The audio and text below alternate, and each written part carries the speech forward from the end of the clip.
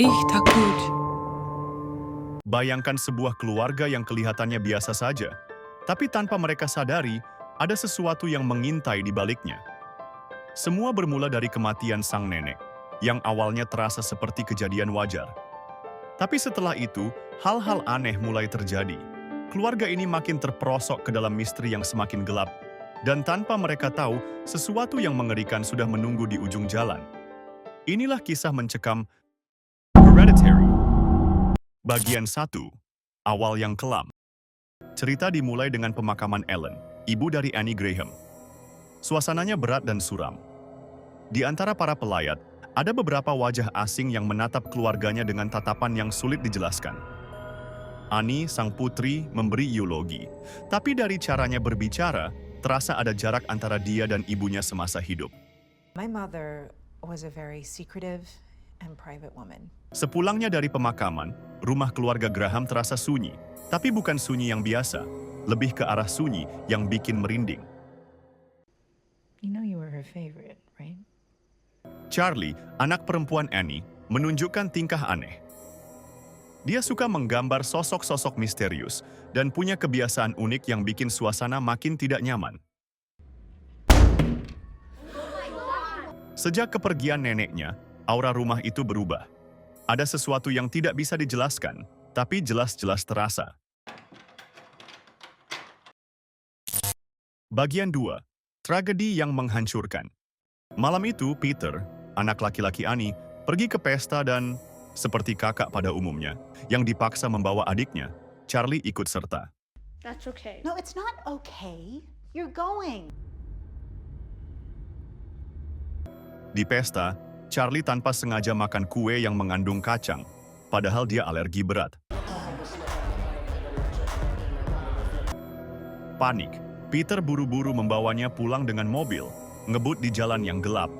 Charlie yang kesulitan bernapas menjulurkan kepalanya keluar jendela, mencoba mencari udara, dan di saat yang bersamaan, tiang listrik menghantam kepalanya dengan keras. Peter berhenti. Dia duduk diam di kursi pengemudi, matanya berkaca-kaca.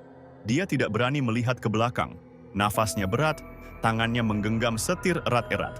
Akhirnya, dia memutuskan untuk pulang dan masuk ke kamar, membiarkan tubuh Charlie tertinggal di mobil. Keesokan paginya, jeritan Annie sang ibu menggema di seluruh rumah. Tangisannya pecah saat dia menemukan tubuh anaknya yang sudah tak bernyawa.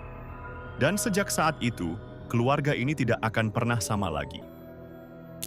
Bagian 3. Pintu ke dunia lain terbuka. Annie yang hancur mulai mencari cara untuk mengatasi rasa dukanya. When she got sick, now that she was in my family. Di kelompok dukungan, dia bertemu seorang wanita bernama Joan, yang tampaknya peduli padanya. Joan menawarkan sebuah ritual pemanggilan arwah. Annie, this is real. If you're here. Cara untuk berbicara dengan orang yang sudah pergi. Dengan hati yang rapuh, Annie pun mencobanya di rumah. Malam itu, dia menyalakan lilin, duduk di meja, dan mencoba memanggil Charlie. Charlie, are you here? What the hell? What? Tiba-tiba, benda-benda di sekitarnya bergerak sendiri. Yes! Thank you, Charlie! Udara di ruangan terasa lebih dingin. Keanehan mulai terjadi, tapi Annie malah semakin penasaran. Manifested on the page. I saw it! Sementara itu, Peter mulai mengalami gangguan tidur yang makin parah. Charlie? Dia sering terbangun dengan perasaan bahwa ada yang mengawasinya.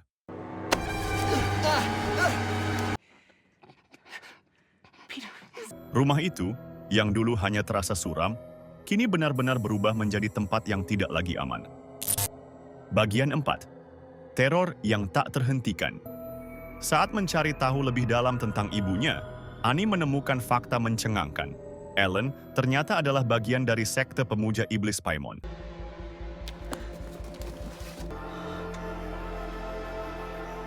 Semuanya mulai masuk akal.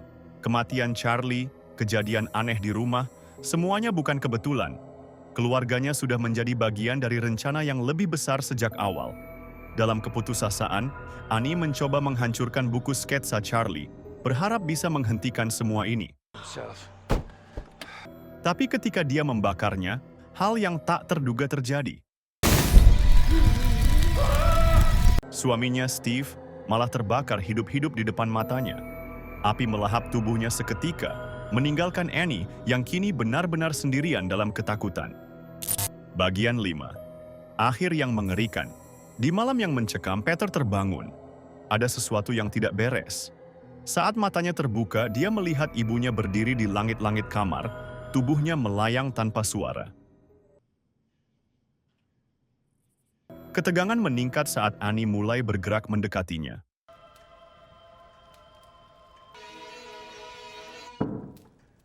Peter yang panik berlari, mencoba mencari jalan keluar. Tapi semua sudah terlambat.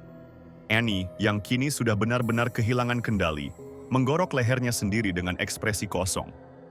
Peter hanya bisa menatap horor yang terjadi di depan matanya.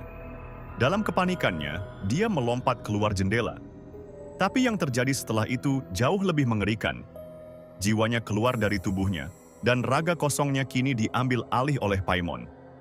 Sekte pemuja iblis berkumpul di sekelilingnya, menyambutnya sebagai raja mereka.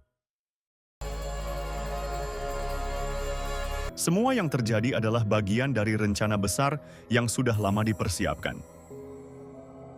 Kesimpulan, Hereditary bukan cuma sekadar film horor biasa.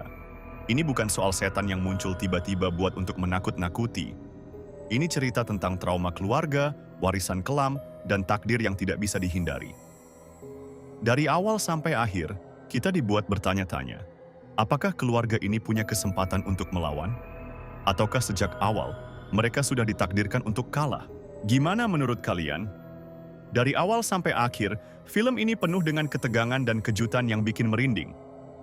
Kalau kalian suka pembahasan film horor seperti ini, jangan lupa like, komen, dan subscribe, biar tidak ketinggalan cerita-cerita menarik lainnya. Sampai jumpa di video berikutnya.